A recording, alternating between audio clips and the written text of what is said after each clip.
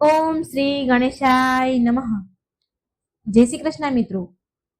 આજે આપણે સાંભળશું હનુમાનજીની કથા.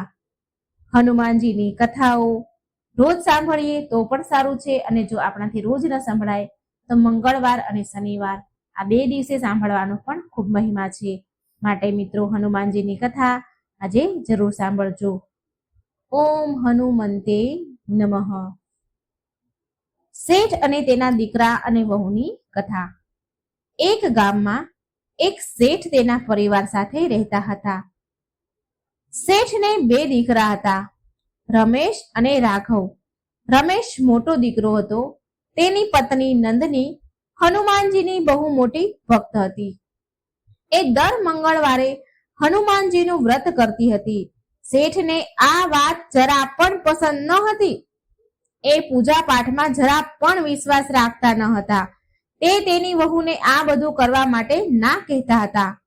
તો એક દિવસ મંગળવારના વ્રત બાદ નંદની હનુમાનજીના મંદિરે ગઈ, અને ત્યાં તેના મનમાં વિચાર આવ્યો તેને કે તે હનુમાનજીને સિંદૂર અને વસ્ત્ર અર્પણ કરશે, ચડાવશે. એટલે આ વાત તેને ઘરે આવીને બધાને કહી. તો તેના સસરા શેઠજી છે, એને તો ના કહી દીધી, પરંતુ હનુમાનજીને સિંદૂર ચડાવવા માટે નંદની પાસે થોડા પૈસા બચેલા હતા. તેની પાસે થોડા પૈસા પડ્યા હતા. તો તેને એ પૈસાથી ચૂપચાપ સિંદૂર અને ભગવાન હનુમાનજીને જે વસ્ત્ર અર્પણ થાય છે એ વસ્ત્ર ખરીદ્યા. હનુમાનજીને ચડાવવા માટે જે કેસરિયા વાઘા હોય એ ખરીદ્યા. થોડા દિવસ બાદ આ વાત શેઠને ખબર પડી, અને શેઠને તો બહુ ગુસ્સો આવ્યો. ગુસ્સામાં ઘરે આવ્યા, અને તેણે રમેશ અને નંદનીને બહુ જ ખીજાયા, બહુ બોલ્યા, અને ઘરેથી નીકળી જવા માટે કહ્યું. નંદનીએ માફી માંગી, પણ શેઠ તો માન્યા નહીં, અને બંનેને રમેશ અને નંદનીને ઘરેથી કાઢી મૂક્યા. રમેશ અને નંદની ગામની બહાર એક ઝૂંપડીમાં રહેવા લાગ્યા, પરંતુ એની પાસે એ દિવસે કંઈ પણ ખાવા માટે હતું નહીં. એ દિવસે તો બંને ભૂખ્યા જ સૂઈ ગયા. બીજા દિવસે નંદનીનું મંગળવારનું વ્રત હતું. ઘરમાં ખાવાનું કંઈ ન હતું, માટે રમેશે પણ મંગળવારનું વ્રત રાખ્યું. સાંજે બંને હનુમાનજીના મંદિરે ગયા. મંદિરમાં જે પ્રસાદ મળ્યો હતો એનાથી એમણે વ્રત ખોલ્યું. વ્રતના જે પારણા થાય એ કર્યા. રાતમાં બંને સૂઈ ગયા. તો નંદનીને સપનામાં હનુમાનજીએ દર્શન આપ્યા અને કહ્યું કે અહીંથી ઉત્તર દિશામાં એક ગામ છે. ત્યાં ગંગારામ નામના શેઠની એક બંજર સૂકી ખારા પાટની એક ખેતી પડી છે. ત્યાં જઈને ખેતી કરો. આટલું કહીને હનુમાનજી તો અંતર ધ્યાન થઈ ગયા. સવારે નંદનીએ રમેશને આ વાત કહી કે હનુમાનજીએ સપનામાં આવીને આવું કહ્યું. પણ એને સમજાઈ રહ્યું ન હતું કે સૂકી મરુભૂમિ જે હોય, સૂકી ખેતરમાં ખેતી કેવી રીતે થઈ શકે. સવારે હનુમાનજીનો આદેશ માનીને બંને ગંગારામજી શેઠના ઘરે શોધતા ગયા. રમેશે શેઠને બધી વાત કહી. શેઠજી, તમે એ સૂકી ખેતી મને ખેતી કરવા આપો. સૂકું ખેતર મને ખેતી કરવા માટે આપો. મારી પાસે તમને આપવા માટે તો કંઈ નથી, પણ ખેતરમાં જે પાક થશે તો એનો અડધો ભાગ હું તમને આપી દઈશ. શેઠે તેને સમજાવ્યો ઘણો કે એ જમીન વર્ષોથી બંજર પડી છે, સૂકી ખેતી છે, તેમાં કંઈ જ નહીં થાય. પણ રમેશના વિનંતી કરવાથી શેઠ માની ગયા. રમેશે એ દિવસથી તે ખેતર ખેડવાનું શરૂ કરી દીધું. રમેશ એ ખેતરમાં મહેનત કરવા લાગ્યો. દિવસ રાત મહેનત કરવા છતાં પણ ખેતરની જમીન ઉપજાઉ થતી ન હતી. નંદની અમુક ઘરોમાં કામ કરવા જતી હતી. સાંજે ખાવા માટે એને કંઈક મળી રહેતું હતું. જે કામ કરતી હતી ત્યાં વધુ ઘટ્યું મળી જાય, કાં થોડા પૈસા મળી જાય, એનાથી એનું ખાવાનું થઈ જતું હતું. એક દિવસ રમેશ જ્યારે ખેતરમાં હળ ચલાવતો હતો તો તેનું હળ એક જગ્યા પર અટકી ગયું, આગળ ચાલે જ નહીં. તેણે હાથથી ખોદ્યું તો તેમાંથી એક માટલી નીકળી, જેમાં સોનાના સિક્કા ભરેલા હતા. રમેશને સમજાઈ ગયું કે હનુમાનજીએ કેમ તેને આ સૂકી જમીનમાં ખેતી કરવા માટે કહ્યું. રમેશ માટલી લઈને ઘરે આવી ગયો. સાંજે રમેશ અને નંદની મંદિરે ગયા હનુમાનજીના, અને હનુમાનજીના પગમાં માથું મૂકીને બંને ખૂબ રડવા લાગ્યા.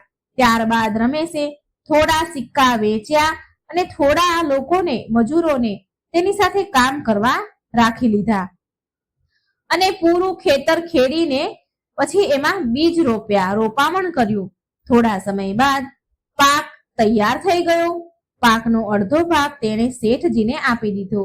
ત્યારે શેઠજી બોલ્યા કે તું આ ખેતરને ખરીદી લે, તે બહુ મહેનત કરી છે. રમેશે પછી એ ખેતર ખરીદી લીધું. થોડા સમય બાદ બીજા ખેતરો પણ તેણે ખરીદી લીધા. તેને બહુ પ્રગતિ કરી, ખૂબ પૈસો કમાયો. એ જ ગામમાં તેણે બહુ મોટું મકાન બનાવ્યું અને તેમાં મોટું હનુમાનજીનું મંદિર પણ બનાવ્યું. રમેશ હવે માત્ર હિસાબ કિતાબ જોતો હતો.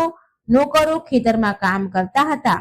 આ બાજુ શેઠ પર હનુમાનજીનો પ્રકોપ ઉતર્યો. શેઠના ઘરે ચોરી થઈ ગઈ. એના ખેતરો સુકાઈ ગયા, બંજર થઈ ગયા.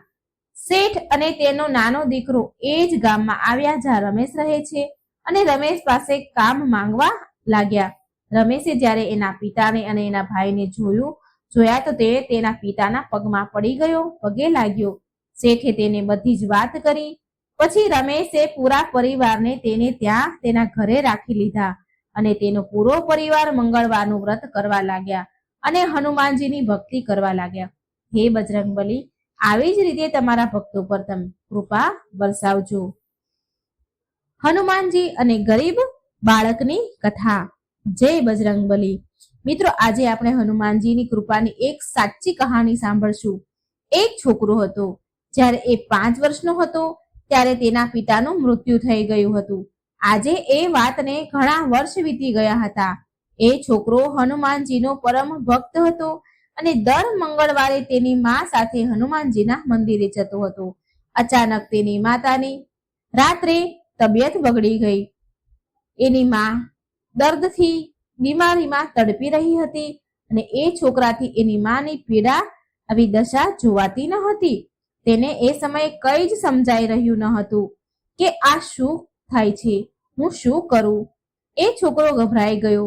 તેણે તરત જ હનુમાનજીને પ્રાર્થના કરવાની શરૂ કરી દીધી અને તેણે હનુમાનજીને કહ્યું કે જો મારી માની તબિયત સારી થઈ જશે તો સવારે 5 વાગે હું ગાડા પગે ચાલીને તમારા મંદિરે દર્શન કરવા માટે આવીશ. પ્રાર્થના કર્યા બાદ ચમત્કાર રૂપથી જોયું કે તેની માને થોડું સારું લાગવા લાગ્યું, આરામ મળ્યો અને તેને ઊંઘ પણ આવી ગઈ. પછી એ છોકરો સવારે 4 વાગે ઉઠીને પાડોશમાં રહેનારા તેના મિત્રના ઘરે ગયો અને તેને પણ મંદિર જવા માટે કહ્યું, કારણ કે તેનો મિત્ર પણ હનુમાનજીને માનતો હતો.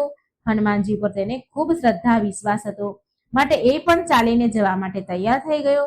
પછી બંને નાઈ ધોઈને હનુમાનજીના મંદિરે જવા તૈયાર થઈ ગયા. જ્યારે એ બંને હનુમાનજીના મંદિરથી લગભગ 2 કિલોમીટર દૂર હતા ત્યારે અચાનક તેની સામે એક પંજાદાર, ભરાવદાર વ્યક્તિ આવી ગયો. એ જોવામાં બહુ ઊંચા કદના હતા. આમ જે લોકો હોય એનાથી એકદમ અલગ હતા. તેના મુખ પર અલગ તેજ હતું, ઊંચી કાઠી કદના હતા. એ ચાલતા ચાલતા એ છોકરાના નજીક આવ્યા અને પાસે આવીને વ્યક્તિ બોલે છે. જરા વિચારો મિત્રો, એ વ્યક્તિએ શું કહ્યું હશે? તો એ વ્યક્તિએ કહ્યું, છોકરાઓની પાસે જઈને કહ્યું કે જય શ્રી રામ. એટલે એ બંને છોકરાઓ પણ બોલ્યા જય શ્રી રામ. અને પછી એ તેની પાસેથી ચાલતા ચાલતા આગળ નીકળી ગયા બંને છોકરા. તે વ્યક્તિનો પ્રભાવ કંઈક એવો હતો કે એ છોકરાઓ પાછળ વળીને જોવા માટે પોતાને રોકી ન શક્યા અને એ બંનેએ તરત પાછું વળીને જોયું તો પાછળ કોઈ પણ ન હતું. પછી તેમણે હનુમાનજીના દર્શન કર્યા મંદિરે જઈને અને પછી પાછા ઘરે આવી ગયા અને તેમણે એ ઘટનાને ફરી યાદ કરી તો એ બંનેને સમજાઈ ગયું કે હનુમાનજીના દર્શન તો એ રસ્તામાં જ કરી ચૂક્યા હતા. જે વ્યક્તિ એમને મળ્યા હતા પંજાદાર, એ ખુદ હનુમાનજી જ હતા. મિત્રો, હનુમાનજીનો મહિમા અપરંપાર છે. હનુમાનજી તેના ભક્તોની બધી જ તકલીફ, સંકટ દૂર કરે છે અને તેમની સહાયતા કરવા માટે હંમેશા આવે છે. હે હનુમાનજી, હે સંકટ મોચન દેવ, જેમ તમે એ છોકરાની મદદ કરી, દર્શન આપ્યા, તેવા જ આ કથા સાંભળનાર, કહેનાર, હોકારો ભરનાર બધાને જ દર્શન આપજો અને સહાય પણ કરજો. જય બજરંગબલી, જય હનુમાન. હનુમાનજીનો જન્મ ત્રેતા યુગમાં માતા અંજનીના પુત્રના રૂપમાં ચૈત્ર પૂર્ણિમાના શુભ દિવસે થયો હતો. શ્રી હનુમાનજીના અનેક નામો છે, પરંતુ પ્રચલિત નામોની સંખ્યા વ્યાખ્યા કંઈક આવી છે. જેમ કે માતા અંજનીના પુત્ર હોવાને કારણે અંજની પુત્ર નામથી ઓળખાય છે. પહેલાના જમાનામાં સંતાનો માતાના નામ કુળથી પણ ઓળખાતા હતા. કપિરાજ શ્રી કેસરીના પુત્ર હોવાથી કેસરી નંદન કહેવાયા. ભગવાન શંકરના 11મા રુદ્ર અવતાર છે, એટલા માટે રુદ્ર અવતાર પણ કહેવાયા. શંકર સુવન કહેવાયા. શ્રી પવનદેવ હનુમાનજીના પાલક પિતા છે. હનુમાનજીને ઉડવાની શક્તિ પ્રદાન કરી છે, એટલા માટે હનુમાનજીને એક નામ પવન પુત્ર પણ મળ્યું છે. જ્યારે શ્રી હનુમાનજીને ભૂખ લાગી ત્યારે સૂર્યદેવને લાલ ફળ સમજીને ગ્રહણ કરવા લાગ્યા. ત્યારે ઇન્દ્રદેવે સૂર્યદેવની રક્ષા કરી હનુમાનજીની દાઢી પર હનુ જેને કહેવાય છે તેના પર પ્રહાર કર્યો હતો. પછી બ્રહ્મદેવના કહેવાથી ઇન્દ્રદેવે હનુમાનજીને વરદાન સહિત હનુમાનને નામ આપ્યું અને ત્યારથી જ હનુમાન કહેવાયા. શ્રી સૂર્યદેવ પણ આ બાળકને હનુમાનજીને શસ્ત્ર સમર્થ બનાવ્યા અને જ્ઞાન પ્રાપ્ત કરાવ્યું. સૂર્યદેવ હનુમાનજીના ગુરુ છે. મહાભારતમાં પણ હનુમાનજીનું મારુત આત્મા જ નામનો ઉલ્લેખ છે, માટે હનુમાનજીને મારુતિ પણ કહેવાય છે. અન્ય એક પ્રચલિત હનુમાનજીનું નામ છે બજરંગબલી. આ શબ્દ બજરંગબલીનો અપભ્રંશ છે, એટલે કે વ્રજ સમાન શક્તિ હોય તેવા બજરંગબલી. બજરંગબલી શ્રી હનુમાનજી રામજીના પ્રિય ભક્ત હતા, એ સ્વયં શ્રી રામે જ કહ્યું છે, માટે હનુમાનજીનું એક નામ રામ ભક્ત પણ છે. શ્રી સીતાજીને અશોકવનમાં હનુમાનજીને વરદાન આપ્યું હતું કે હનુમાનજી આપને અષ્ટસિદ્ધિ નવનિધિ પ્રાપ્ત થશે, માટે હનુમાનજીનું એક નામ અષ્ટસિદ્ધિ નવનિધિના દાતા તરીકે પણ જાણીતું છે. દર્શક મિત્રો, હનુમાનજીના પરચાનો કોઈ પાર નથી, જે કહી શકાતા નથી. ભગવાન શ્રી હનુમાનજીની કથા પણ ખૂબ જ નિરાળી છે. તો ચાલો મિત્રો, આપણે સાંભળીએ હનુમાનજીના પાવનકારી કથા, શ્રી હનુમાનજીના જન્મની કથા. બોલો સંકટ મોચન હનુમાન મહારાજની જય. ભગવાન શંકર માતા પાર્વતી સાથે કૈલાસના એક ઉત્તમ શિખર પર બિરાજમાન હતા. વડની છાયામાં તેમના કપૂર સમાન શ્વેત શરીર પર ભૂરા રંગની જટાઓ વિખરાયેલી હતી. હાથમાં રુદ્રાક્ષની માળા શોભાયમાન હતી. ગળામાં સાપ અને સામે નંદી બેઠેલા હતા.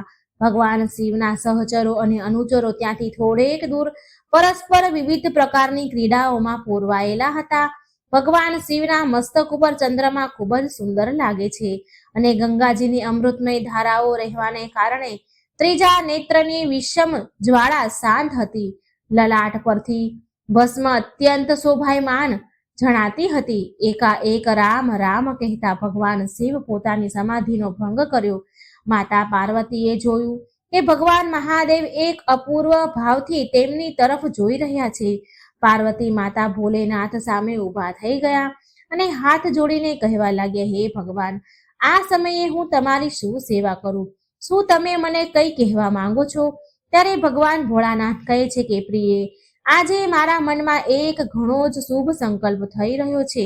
હું મનમાં વિચારી રહ્યો છું કે હું જેમનું નિરંતર ધ્યાન કરું છું, જેમના નામોનું રટણ કરીને ગદગદ થતો રહું છું, જેમના વાસ્તવિક સ્વરૂપનું સ્મરણ કરીને હું સમાધિસ્થ થઈ જાઉં છું, તે જ મારા ભગવાન, તે જ મારા પ્રભુ અવતાર લઈને સંસારમાં આવી રહ્યા છે. બધા દેવતાઓ તેમની સાથે અવતાર લઈને તેમની સેવામાં સુયોગ પ્રાપ્ત કરવા ઈચ્છે છે. તો પછી હું શા માટે વંચિત રહું? પણ ત્યાં જવા માંગુ છું હું પણ, અને મારા પ્રભુની સેવા કરીને યુગ યુગની ઝંખના પૂર્ણ કરવા માંગુ છું અને પોતાના જીવનને સફળ બનાવવા માંગુ છું. ભગવાન શિવની આવી વાત સાંભળીને માતા પાર્વતી તરત જ વિચારવા લાગ્યા. તેમના મનમાં બે પ્રકારના ભાવ અનુભવતા હતા. એક તો એકે મારા સ્વામીની અભિલાષા પૂર્ણ થઈ જઈ રહી છે, અને બીજું કે એમનાથી મારો વિયોગ ન થવો જોઈએ. માતા પાર્વતીએ તુરત જ વિચારીને પ્રભુને કહ્યું, હે સ્વામી, તમારો સંકલ્પ ખૂબ જ સુંદર છે.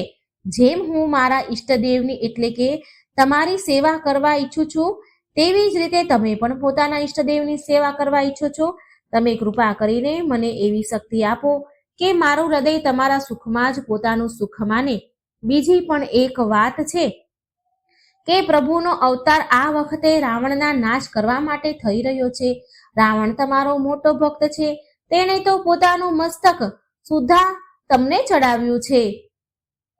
આવી સ્થિતિમાં તમે તેને મારવાના કામમાં કેવી રીતે મદદ કરશો? આ સાંભળીને ભગવાન ભોલાનાથ હસવા લાગ્યા અને કહ્યું, દેવી, તમે અત્યંત ભોળા છો.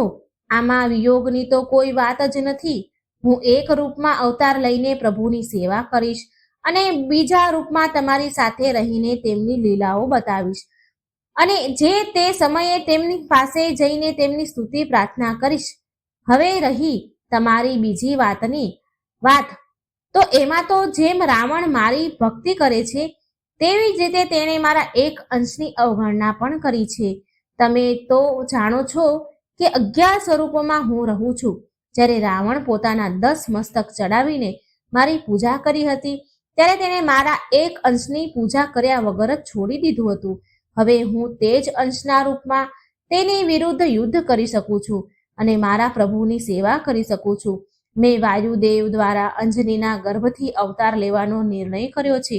હવે તો તમારા મનમાં કોઈ દુઃખ નથી ને? હે દેવી પાર્વતી, આપ પ્રસન્ન થાવ. આ સાંભળીને દેવી પાર્વતી ખૂબ જ પ્રસન્ન થયા. આ સમય દરમિયાન જે દેવરાજ ઇન્દ્રની અમરાવતીમાં એક પુંજિક સ્થલા નામની અપ્સરા હતી. એક દિવસે તેનાથી કોઈક અપરાધ થઈ ગયો, જેના કારણે તેને વાંદરી થઈને પૃથ્વી પર જન્મ લેવો પડ્યો હતો. શ્રાપ આપનાર ઋષિએ ઘણી પ્રાર્થના કરી. આપના ઋષિને ઘણી પ્રાર્થના કર્યા પછી એટલી કૃપા કરી ઋષિએ કે વાંદરી જ્યારે જેવું ઈચ્છે ત્યારે તેવું રૂપ ધારણ કરી શકે. ઈચ્છે ત્યારે વાંદરી રહે અને ઈચ્છે ત્યારે માનવ સ્ત્રી પણ બની શકે. વાનર રાજ કેસરીએ તેને પત્ની તરીકે સ્વીકાર કર્યા. તે અત્યંત સુંદર હતી અને કેસરી તેને ખૂબ જ પ્રેમ પણ કરતા હતા. એક દિવસ કેસરી અને તેની પત્ની બંને મનુષ્ય રૂપ ધારણ કરીને પોતાના રાજ્યમાં સુમેરુ પર્વતના શિખરો ઉપર વિહાર કરી રહ્યા હતા. મંદ મંદ પવન ફૂંકાઈ રહ્યો હતો. પવનની એક હળવી લહેરથી અંજનીના સાડીનો પાલવ ઉડી ગયો. અંજનાને એવું લાગ્યું કે પોતાને કોઈ સ્પર્શ કરી રહ્યું છે. તેઓ પોતાના વસ્ત્રને સંભાળતા અલગ ઊભા રહી ગયા અને ક્રોધમાં આવી બોલ્યા, આવો દુષ્ટ કોણ છે જે મારા પતિવ્રતા ધર્મને નષ્ટ કરવા ઈચ્છે છે? મારા ઈષ્ટદેવ, મારા પતિદેવ મારી સાથે વિદ્યમાન છે અને છતાં કોઈ મારા પતિવ્રતાને નષ્ટ કરવા ઈચ્છે છે.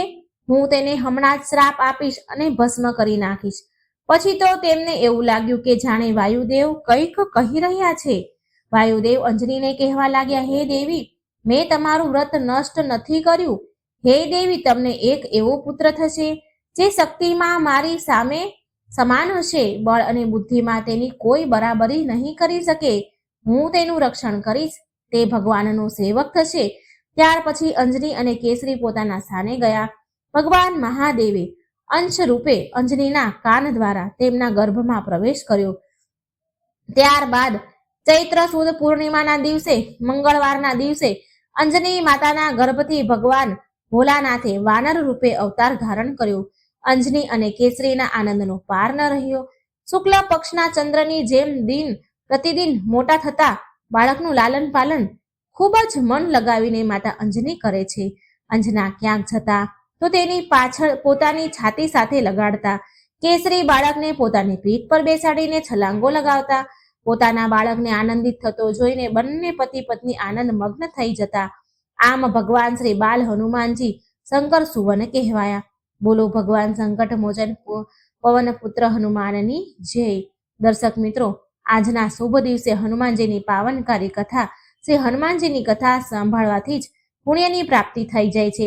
ભક્તવત્સલ ભગવાન શ્રી હનુમાનજીની કૃપાથી શ્રી રામજીની કૃપા પણ પ્રાપ્ત થાય છે.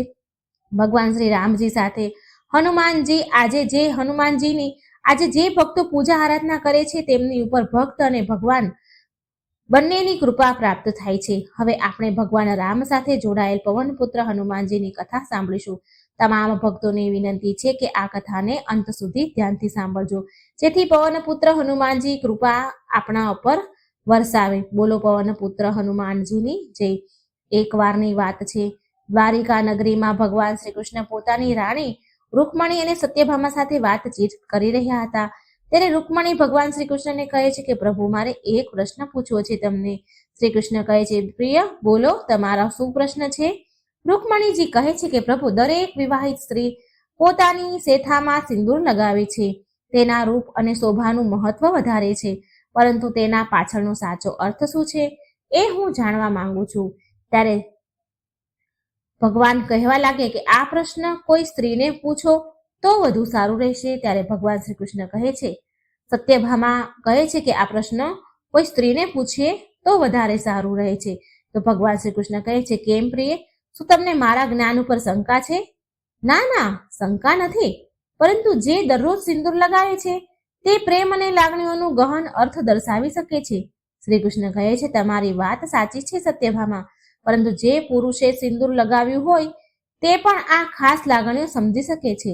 રૂકમણીએ પૂછ્યું, આવો કયો પુરુષ સિંદૂર લગાવે છે પ્રભુ? ત્યારે શ્રી કૃષ્ણ કહે છે કે શ્રી રામ ભક્ત હનુમાન. રૂકમણી કહે છે, પ્રભુ, પરંતુ હનુમાનજી તો બાલ બ્રહ્મચારી છે, તો પછી તેમને સિંદૂર સાથે શું લાગણી હોઈ શકે? પ્રભુ, આ કેવી અજાયબ ગૂઢ રહસ્ય છે. ત્યારે ભગવાન કૃષ્ણ કહે છે કે દેવી, શ્રી રામ અને માતા સીતાના વનવાસ પૂર્ણ થયા પછી તેઓ અયોધ્યામાં પાછા આવ્યા. એક દિવસ માતા સીતા શ્રૃંગાર કરી રહ્યા હતા, ત્યારે હનુમાનજી તેમની પાસે બેસી તેમને જોઈ રહ્યા હતા. માતા સીતાને પૂછ્યું હનુમાનજીએ કે કેમ તમે મારી પાસે બેઠેલા છો? માતા સીતા કહે છે કે હનુમાનજી, તમે અહીં કેમ બેઠા છો મારી પાસે? સામાન્ય રીતે તો તમારું ધ્યાન શ્રી રામના ચરણોમાં જ હોય છે. શું તમે કોઈ પ્રશ્નમાં મૂંઝાયા છો? હનુમાનજી કહે છે, હા માતા, હું એક દુવિધામાં ફસાઈ ગયો છું.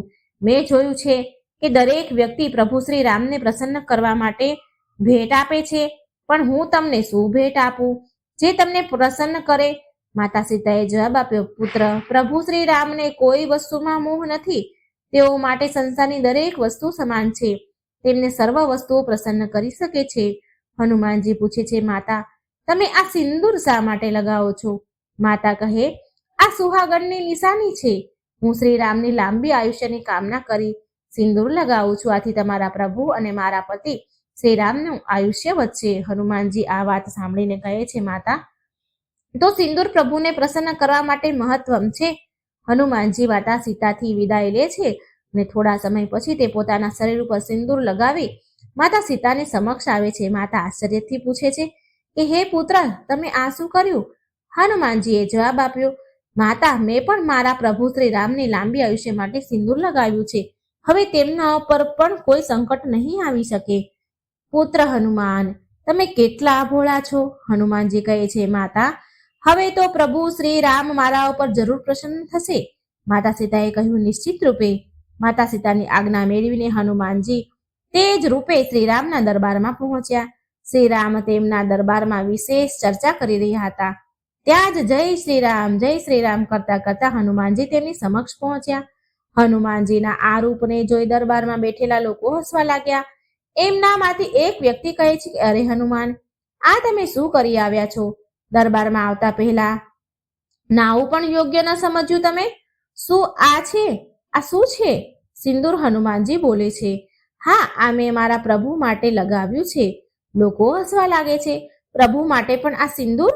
અને પ્રભુ શ્રી રામ વચ્ચે શું સંબંધ હોઈ શકે? મને લાગે છે કે હનુમાનજી ઉપર ગુલાલની બોરી પડી ગઈ છે. હવે આ જ કારણ હશે કે હનુમાનજી એવા બહાના આપી રહ્યા છે. કેમ હનુમાનજી, સાચું બોલી રહ્યા છીએ ને અમે? શ્રી રામજી હસીને કહે છે, હનુમાન, આ તમે શું કર્યું? હનુમાનજી કહે છે, પ્રભુ, આ રૂપ મેં ખાસ તમારા માટે જ ધારણ કર્યું છે. આજે હું માતા પાસે બેઠેલો હતો. તેઓ તેમની માંગમાં ચૂટકીભર સિંદૂર લગાવી રહ્યા હતા. તે વખતે મેં તેમને આ સિંદૂરનું મહત્વ પૂછ્યું હતું. તેઓએ કહ્યું કે આ સિંદૂર તમારી લાંબી આયુષ્ય માટે લગાડું છું. તેમણે એમ પણ કહ્યું કે આ ચૂટકીભર સિંદૂરથી તમારી આયુષ્ય વધે અને તે જોઈને તમે પ્રસન્ન થાવ છો. હનુમાનજી આગળ કહે છે, પછી મેં વિચાર્યું કે જો ચૂટકીભર સિંદૂરથી તમારી આયુષ્ય વધે તો તમારા માટે મેં સિંદૂર આખા શરીર પર લગાવી દીધું છે. હવે તમે ચિરંજીવી બની જશો અને મને જોઈને તમે એટલા પ્રસન્ન થશો કે મને તમારા હૃદયથી લગાવી દેશો તમે. હનુમાનજીનો આ ભક્તિભાવ અને ભોળપણ જોઈને શ્રી રામ ભગવાન પોતાને રોકી ન શક્યા. તેમણે ઊભા થઈને હનુમાનજીને પોતાના હૃદયે લગાવી લીધા. આ જોઈ દરબારમાં બેઠેલા તમામ લોકો આશ્ચર્યચકિત થઈ ગયા. પ્રભુ કહે છે કે હવે કોઈ પણ સંકટ મને સ્પર્શ પણ નહીં કરી શકે. હનુમાન, તું મારી સાથે છે એટલે કોઈ સંકટ મારી પાસે આવી નહીં શકે, કારણ કે તું સંકટ મોચન છે.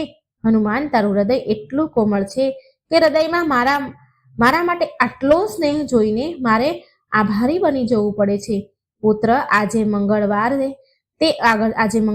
છે. મંગળવારે તે જે મારા માટે આ મંગલ કામના કરી છે તે માટે હું તને વચન આપું છું કે આગળના સમયમાં જે પણ ભક્ત મંગળવારે તારા આ સિંદૂરવાળા રૂપના દર્શન કરશે, હું તે ભક્ત માટે તેટલો જ કૃપાળુ થઈ જઈશ. ભક્તો, આ છે સિંદૂરનું મહત્વ, જેને હનુમાનજીએ પણ સારી રીતે સમજાવ્યું છે. પ્રભુ આગળ કહે છે કે એક મહત્વની વાત પણ એ છે કે વિવાહિત સ્ત્રીના માંગનું સિંદૂર એ તેના સ્વામી પ્રત્યેના સમર્પણનું પ્રતીક છે. જ્યારે હનુમાનજીએ પોતાના દેહ પર સિંદૂર લગાવી તેમના સમગ્ર ભક્તિભાવને મારા ચરણોમાં મૂક્યો છે. બોલો ભગવાન શ્રી રામચંદ્રની જય. બોલો સંકટ મોચન હનુમાનની જય. દર્શક મિત્રો, હવે આપણે બીજી કથા સાંભળીશું. એક સમયની વાત છે. હનુમાનગંજ નામનું ગામ હતું. આ ગામમાં ત્રિલોકીનાથ નામનો એક વ્યક્તિ રહેતો હતો. તેનું આ દુનિયામાં હનુમાનજી સિવાય બીજું કોઈ જ ન હતું. ત્રિલોકીનાથ હનુમાનજીના ખૂબ જ મોટા ભક્ત હતા. તે દરરોજ હનુમાનજીની પૂજા કરતા અને હનુમાનજીને પોતાના મિત્ર, પિતા અને ગુરુ એમ બધું જ માનતા. એક દિવસ કોઈએ ત્રિલોકીનાથને પૂછ્યું, અરે ત્રિલોકીનાથ, તમે આટલા વહેલા ક્યાં જાઓ છો? ત્યારે ત્રિલોકીનાથે કહ્યું, ભાઈ, હું હનુમાનજીના મંદિરમાં જઈ રહ્યો છું. તેમની પૂજા કરીને જ હું દિવસની શરૂઆત કરું છું. સારી વાત છે, ચાલો તો પછી પૂજા કરીએ. આવો, પછી મળીશું. એમ કહેતા તે જઈ રહ્યા હતા.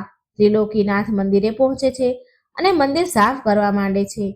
હે પ્રભુ, અહીં કેટલી ગંદકી છે. કોઈ આ મંદિર સાફ જ કરતું નથી. જોને, હું ન હોઉં તો આ મંદિરનું શું થશે? પછી તે કહે છે કે પ્રભુ, તમે મોટા ચમત્કાર કરી શકો છો તો અહીં પણ થોડો ચમત્કાર કરી દો ને. પણ નહીં, તમે જાણો છો કે ત્રિલોકનાથ આવશે અને આ મંદિરની સફાઈ કરશે. તમે કોઈ ચમત્કાર નહીં કરો, તમે જાણો છો ને. મંદિરમાં હનુમાનજી સાથે વાતો કરતા તે સફાઈ કામ પૂરું કરે છે. બાદમાં તે હનુમાનજીની આરતી કરે છે અને શાંતિથી બેસીને હનુમાનજીનું ધ્યાન કરવા લાગે છે. આ સમયે ત્રિલોકીનાથ ધ્યાનમાં એક અજીબ દ્રશ્ય જુએ છે. હનુમાનજી દોરીથી બંધાયેલા છે. હનુમાનજી કહે છે, ત્રિલોકીનાથ, મને અહીંથી મુક્ત કરો. હું અહીં બંધાયેલું છું, મને બહાર કાઢો. ત્રિલોકીનાથ અંતર્મનની ચિંતા અનુભવે છે અને વિચારે છે કે હનુમાનજી મારી પાસે મદદ માંગે છે. પણ પછી તે મનમાં કહે છે, ના ના ના, આ તો મારો વહેમ છે. એમ વિચારીને મંદિરની બહાર જાય છે. એના મનમાં તે ખ્યાલ ફરી પાછો આવે છે. ત્રિલોકીનાથ રસ્તામાં રઘુનાથને મળે છે. રઘુનાથ એને પૂછે છે કે ત્રિલોકીનાથ, શું થયું? મંદિરની પૂજા કરી આવ્યા છો, પણ તમારું મન શાંત નથી લાગતું. મનમાં કંઈક ઉથલ પાથલ ચાલી રહી છે કે શું? ત્રિલોકીનાથ કહે છે, હા ભાઈ, હું શું કહું? આજે બજરંગબલીનું ધ્યાન કરતો હતો ત્યારે મેં એક દ્રશ્ય જોયું કે હનુમાનજી દોરીથી બંધાયેલા હતા અને મારી પાસે મદદ માંગતા હતા. આ સાંભળી રઘુનાથે કહ્યું, હનુમાનજીને તારી મદદની જરૂર ક્યાંથી પડી અને તેમને બાંધે તેવું કોણ હોઈ શકે? મને લાગે છે કે આ તારા મનનો ખોટો વહેમ છે. ત્રિલોકીનાથે જવાબ આપ્યો કે હા, તું સાચું જ કહે છે. આ વાત કરીને તે પણ ઘરે પાછા જાય છે. સાંજ થાય છે. ત્રિલોકીનાથ સાંજના દરરોજના કામ પતાવે છે. બાદ ભોજન કરીને સૂઈ જાય છે. પછી ત્રિલોકીનાથને ફરીથી એ જ સપનું આવ્યું. હનુમાનજી સપનામાં ત્રિલોકીનાથને કહે છે, ત્રિલોકીનાથ, મને અહીંથી મુક્ત કરો. હું બંધાયેલો છું, મને બહાર કાઢો. ત્રિલોકીનાથ પૂછે છે, પ્રભુ, તમે ક્યાં છો? હનુમાનજી જવાબ આપે છે, હું મંદિરની પાછળ આવેલા આંબાના વૃક્ષમાં ફસાયેલો છું. મને ત્યાંથી બહાર કાઢી મંદિરમાં સ્થાપિત કરો. અચાનક ત્રિલોકીનાથની ઊંઘ ઉડી ગઈ. એ જાગી ગયા. ત્યારે ત્રિલોકીનાથ ચિંતામાં પડી ગયા અને વિચાર કરે છે કે આ કેવું સપનું છે?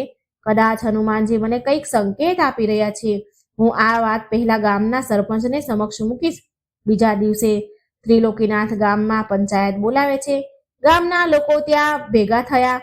સરપંચ પૂછે છે, ત્રિલોકીનાથ, આજે પંચાયત શા માટે બોલાવી પડી? ત્રિલોકીનાથ કહે છે, પંચાયત બોલાવવા માટેનું કારણ આંશિક ગંભીર છે. હનુમાનજી મારા સ્વપ્નમાં દર્શન આપીને કહે છે કે તેઓ મંદિરની પાછળ આવેલા આંબાના વૃક્ષમાં ફસાયેલા છે. મારે તેઓને ત્યાંથી મુક્ત કરીને મંદિરમાં સ્થાપિત કરવાના છે. મારી વિનંતી છે કે આપણે એ વૃક્ષ કાપી તેમના માટે કાર્ય કરવું જોઈએ. સરપંચ હસે છે અને કહે છે, ત્રિલોકીનાથ, તું પાગલ થઈ ગયો છે.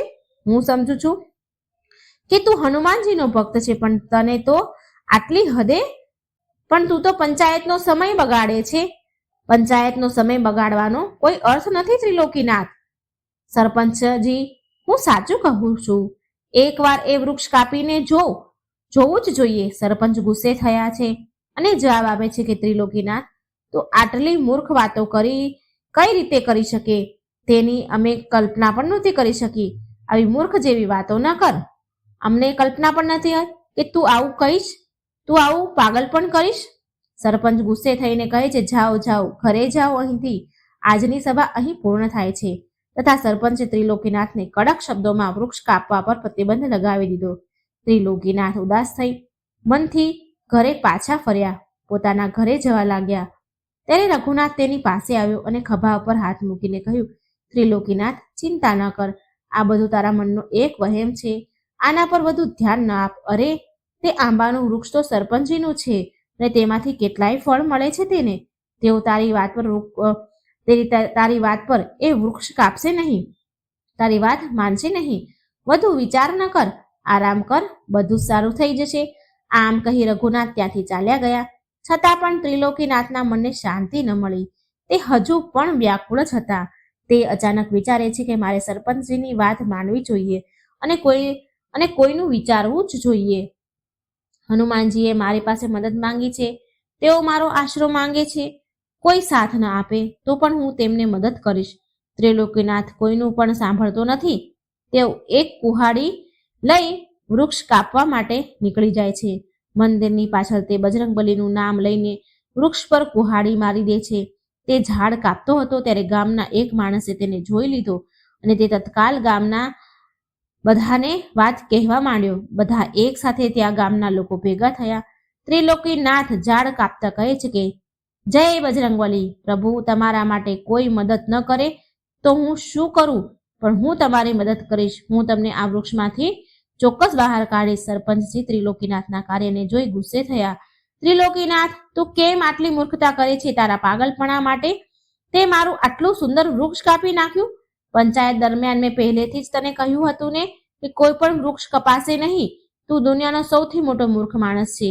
મેં આ દુનિયામાં તારા જેટલો મૂર્ખ કોઈ નથી જોયો. ત્રિલોકીનાથ કહે છે, ભાઈઓ, હું સાચું કહું છું. હનુમાનજી મારા સ્વપ્નમાં આવ્યા હતા અને આ વૃક્ષને કાપવાનું કહ્યું હતું. તેઓ જ આ જ સ્થળે કેદ છે. એક માણસ બોલે છે કે સારું, તો તે વૃક્ષ કાપી નાખ્યું, પણ મને તો ક્યાંય હનુમાનજી દેખાતા નથી. શું કોઈએ અહીં હનુમાનજી જોયા? કોઈને અહીં હનુમાનજી દેખાય છે? સરપંચ ત્રિલોકીનાથ પર ગુસ્સો થઈને કહે છે, ત્રિલોકીનાથ, આ કાર્યને તમારે ખૂબ જ મોટી કિંમત તમારે ચૂકવવી પડશે. આ વાત ચાલી જ રહી હતી કે અચાનક હનુમાનજીની સુંદર પ્રતિમા આ વૃક્ષના જડ પાસે પ્રગટ થઈ. તે જોઈને તમામ ગામવાળા અચંભામાં પડી ગયા. કોઈ પોતાની આંખો ઉપર વિશ્વાસ કરી શકતું ન હતું. ત્યાં બધા જ જય બજરંગબલી, જય બજરંગબલી કહેવા લાગ્યા અને તે ત્રિલોકીનાથ પાસે માફી માંગી લે છે. બધા ગામવાળા પૂરેપૂરા સન્માન સાથે વૃક્ષમાંથી પ્રગટ થયેલા હનુમાનજીની પ્રતિમાને મંદિરમાં સ્થાપિત કરે છે. તેમના આશીર્વાદથી આખા ગામમાં સુખ અને શાંતિ છવાઈ જાય છે અને ત્રિલોકીનાથને ગામમાં પહેલા કરતાં પણ વધારે સન્માન મળે છે. બોલો સંકટ મોચન હનુમાનજીની જય. હવે આપણે કળિયુગમાં બજરંગબલી સાથે જોડાયેલા એક કથા સાંભળીશું. કહેવામાં આવે છે કે કળિયુગમાં વધતા પાપોને કારણે પ્રભુ પૃથ્વી ઉપર દેખાતા નથી, પરંતુ આપણી આ સત્ય ઘટના સાંભળીને તમને વિશ્વાસ થશે કે પ્રભુ તેમના ભક્ત માટે ગમે ત્યાં પહોંચી શકે છે. કળિયુગ હોય કે સતયુગ, ભગવાન પોતાના ભક્તની મદદ કરવા હંમેશા દોડી આવે છે. આ વાર્તા યુપીના અલીગઢમાં રહેતા સાવંત સોનીની છે, જે વ્યવસાયમાં 5 સ્ટાર હોટલમાં ઘણા વર્ષોથી વેટર તરીકે કામ કરતા. આ સિવાય સાવંત બજરંગબલીનો ખૂબ જ મોટો ભક્ત પણ હતો. બાળપણથી જ સાવંતને બજરંગબલીની પૂજા કરવામાં ખૂબ જ આનંદ આવતો હતો. તે પોતાનું કામ કરતા હનુમાનજીનું નામ લેતો હતો. આમ બજરંગબલીની ભક્તિ ઘણા વર્ષોથી કરી રહ્યો હતો. સામંત મધ્યમ વર્ગીય પરિવારનો એક યુવાન હતો. 2 ભાઈ બહેનો અને વૃદ્ધ પિતાનું ભરણ પોષણ કરવાની જવાબદારી તેના ઉપર હતી. એક બહેનના લગ્નનો ખર્ચ અને બીજી બહેનના લગ્નની ચિંતા તેના મનમાં હતી. તે 5 વર્ષથી હોટલમાં કામ કરતો હતો. સામંતના પહેલા મેનેજર સાથે સારો સંબંધ હતો, પરંતુ નવા મેનેજર સાથે વારંવાર તકરાર થવા લાગ્યા. પછી 5 વર્ષના અનુભવ છતાં નવો મેનેજર તેના કામમાં હંમેશા કોઈને કોઈ ભૂલ શોધતો રહેતો હતો. આમ રોજ થવા લાગ્યું. સામંત કોઈ કામ કરતો તો મેનેજર કોઈક બહાને તેની સાથે ઝઘડો કરે. પછી એક દિવસ બંને વચ્ચે બહુ મોટો ઝઘડો થયો. પછી મેનેજરે સાવંતને નોકરીમાંથી કાઢી મૂક્યો. નોકરી છોડતા સાવંતની આર્થિક સ્થિતિ ખૂબ જ બગડી ગઈ. હવે એક નવી નોકરી મેળવવાની મુશ્કેલ બની ગઈ એના માટે. ત્યારે ચારે બાજુથી નિરાશા છવાઈ ગઈ. એક દિવસ સાવંત એક મોટી કંપનીમાં નોકરીની શોધમાં ગયો, પરંતુ ત્યાં પણ કામ મળ્યું નહીં. તે દિવસે સાવંત ખૂબ જ હતાશ થઈને હનુમાનજીના મંદિરે ગયો અને અંદરથી રડવા લાગ્યો. થોડા સમય પછી સાવંતે હનુમાનજીને ત્યાં તેમના જ સ્વરૂપમાં જોયા. પહેલા તો તેને લાગ્યું કે આ કોઈ મનુષ્ય છે જે હનુમાનજીના વસ્ત્રો પહેરીને તેના બાજુમાં બેઠા છે, પરંતુ તેમના ચહેરાની ચમક જણાવી રહી હતી કે તે એક સામાન્ય વ્યક્તિ નથી, પરંતુ ભગવાન સ્વયં છે. આ પછી હનુમાનજીએ પૂછ્યું, દીકરા, તું આટલો બધો દુઃખી કેમ છે? હું જાણું છું કે તારી પાસે ના તો નોકરી છે કે ના પૈસા, પરંતુ તને મારા પર વિશ્વાસ છે ને? હનુમાનજીના આ શબ્દ બધા સાંભળીને સાવંત હનુમાનજીના ચરણોમાં માથું મૂકીને રડવા લાગ્યો. પછી સાવંત રડતા રડતા કહેવા લાગ્યો, ભગવાન, મને બચાવો. હું આ સમયે ખૂબ જ દુઃખી છું અને પરેશાન છું. આ સાંભળીને બજરંગબલીએ એક ચમકતો પથ્થર સાવંતને આપ્યો અને કહ્યું, દીકરા, જ્યાં સુધી તું આ ધરતી પર છે ત્યાં સુધી તું આ પથ્થરને તારી પાસે રાખજે. જે દિવસ તું અહીં નહીં રહે તે દિવસે આ પથ્થર આપોઆપ અદૃશ્ય થઈ જશે. માટે તેને હંમેશા તારી પાસે રાખજે. બજરંગબલીના શબ્દ સાંભળીને સાવંત આશ્ચર્યચકિત થઈ ગયો અને તેને પૂછ્યું, હનુમાન દાદા, શું મારી બધી તકલીફો ખરેખર દૂર થઈ જશે? આ પછી હનુમાનજી હસ્યા અને બોલ્યા, દીકરા, હવે તારા જીવનમાં એક મોટો ચમત્કાર થવાનો છે. આ પછી સાવંત હનુમાનજીના ચરણ સ્પર્શ કરવા માટે ઝૂક્યો કે તરત જ બજરંગબલી ગાયબ થઈ ગયા. સાવંત આ જોઈને ચોંકી ગયો અને તે ચમત્કારી પથ્થર લઈને ઘરે ગયો. ઘરે પહોંચ્યા પછી સાવંતે તેના પરિવારના સભ્યોને બધી વાત કહી, પરંતુ કોઈએ સાવંતની વાત પર વિશ્વાસ ન કર્યો. ઉલટા બધા તેના પર હસવા લાગ્યા. આ પછી સાવંતે પથ્થરને પોતાના રૂમમાં રાખ્યો અને બીજા દિવસે સવારે સાવંતે હનુમાનજીની પૂજા કરવાની સાથે તે પથ્થરની પણ પૂજા કરવા લાગ્યો અને પછી નોકરીની શોધમાં નીકળી ગયો. અચાનક સાવંતની મુલાકાત એક જૂના મિત્ર સાથે થઈ. એક હોટલમાં એક કામ કરતો હતો. તેણે હોટલમાં નોકરી માટે વાત કરી. તે ઇન્ટરવ્યુ આપ્યા બાદ તેને નોકરી મળી ગઈ. સાવંત માટે સૌથી સારી વાત એ હતી કે જે જૂની હોટલમાં મેનેજર હતા તે જ આ નવી હોટલના મેનેજર પણ હતા. આ જોઈને સાવંત ખૂબ જ ખુશ થઈ ગયો. ધીમે ધીમે સમય વીત્યો અને સાવંતના જીવનમાં નવી ખુશીઓ આવવા લાગી. એટલું જ નહીં, તમને સાંભળીને નવાઈ લાગશે કે આજે સાવંતની મોટી હોટલ છે. એક નમ્ર વેટર આજે હોટલનો માલિક છે. તેની પાછળનું કારણ માત્ર અને માત્ર હનુમાનજીની કૃપા અને તેનો પરિશ્રમ છે. આજે સાવંત સુખી જીવન જીવી રહ્યો છે, જે તે શબ્દોમાં વ્યક્ત કરી શકતો નથી. મિત્રો, આ વાર્તા ગમી હોય તો કમેન્ટ બોક્સમાં બજરંગબલી જરૂર લખી દેજો.